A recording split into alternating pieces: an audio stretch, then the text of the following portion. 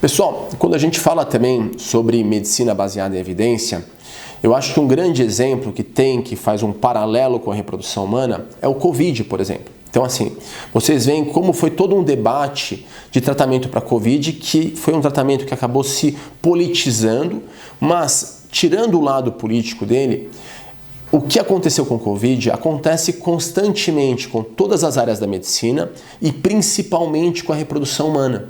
Por quê? Porque você faz um tratamento e vai dar um sim ou não no final. A partir dali, qualquer intervenção que aquele casal faça em um novo tratamento, que faça dar certo aquele tratamento, e em grosso modo, uns 40%, 50% vai dar certo por tentativa pelo menos, você está falando que ela vai correlacionar com aquela intervenção. Então, assim como tem hidroxicloroquina, na reprodução humana tem células natural killer, tem crossmatch, tem tratamentos imunológicos, todos muito questionáveis, tá? E eu não estou aqui falando mal de uma coisa ou de outra, bem longe disso.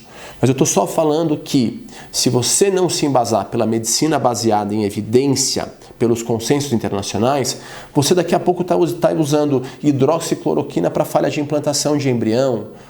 Você está, de repente, fazendo o que foi feito na medicina e o que é feito constantemente na medicina.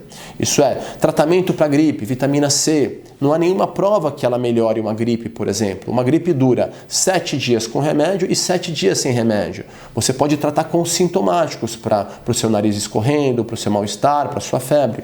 Mas a gripe vai durar 7 dias, tá? Mesmo remédios que criaram para a gripe, Tamiflu e afins, são muito questionáveis a sua eficiência.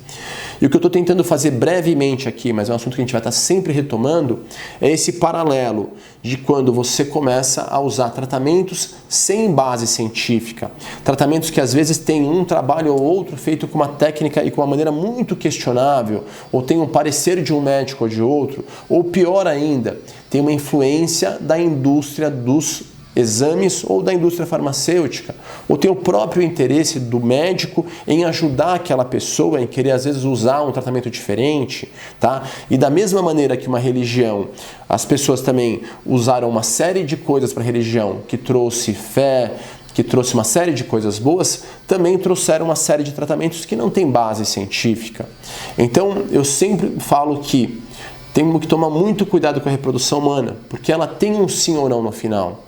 E quando você tem um não no final, que vai acontecer, você tem que entender que às vezes aquilo é simplesmente uma falha do método, não teve óvulo bom, não teve um embrião bom, e não às vezes buscar causas imunológicas que não têm base científica, buscar tratamentos mirabolantes, ou às vezes cair na mão de médicos que muitos não são más pessoas, muitos eu conheço, respeito, gosto, mas que às vezes fazem tratamentos que são muito questionáveis e que às vezes só fazem aquele casal perder tempo e dinheiro, tá?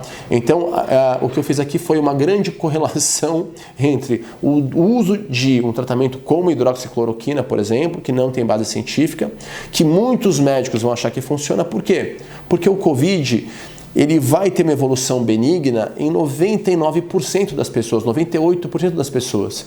Então, se você usar para uma pessoa uma hidroxicloroquina, por exemplo, quase certo que você vai ter um desfecho positivo, que aquela pessoa não vai ter morrido, não vai ter ido para o hospital, e você vai achar que aquele remédio é bom, como poderia ser água benta, como poderia ser qualquer tipo de coisa sagrada de qualquer religião. Então, o que eu estou tentando fazer aqui é uma fala conciliadora, de mostrar que eu entendo o ponto de vista dos outros, mas a gente tem que ter uma linha para realmente não fazer curandeirismo no consultório, fazer aquilo que tem base científica, não se render às pressões das indústrias ou às pressões, e quando a gente fala indústria, tem muito a indústria do exame, que querem pressionar os médicos a fazerem mais exames, a vender mais exames e a vender tratamentos mirabolantes sem base científica, tá bom? Então a gente vai sempre falar desse assunto e então cuidado com esses tratamentos que não têm embasamento claro científico ou um consenso internacional, tá bom? Um beijo para todo mundo, mandem seus temas. Tchau, tchau.